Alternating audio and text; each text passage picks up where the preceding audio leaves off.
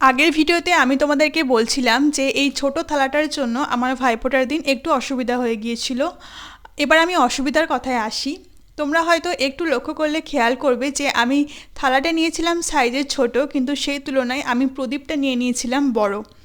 যেই কারণে ভাইফোঁটার দিন ওই ছোট্ট থালাতে প্রদীপ, চন্দনের বাটি, ধান, দুব্য সব কিছু রাখতে কিন্তু অনেকটা অসুবিধা হচ্ছিল। থালাটা একটা কেমন ঘিঞ্জিপা টাইপের লাগছিল এবং থালার সৌন্দর্যটা পুরোটাই নষ্ট হয়ে গিয়েছিল। তাই তোমরা যারা পরের বছরে ভাইফোঁটার জন্য থালা বানাবে তাদেরকে আমি সাজেস্ট করব একটু মিডিয়াম সাইজের থালা নিও।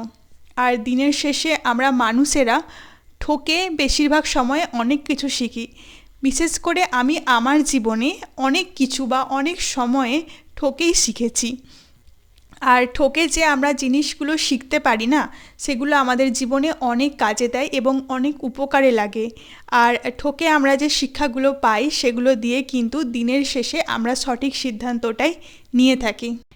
তোমরা হয়তো আমার লেখাটা দেখে বুঝতে পারছো যে আমি তুলিতে লেখাতে একটু কাঁচা, আর আমি যেটা পারি না সেটা আমার স্বীকার করতে কোনো অসুবিধা নেই।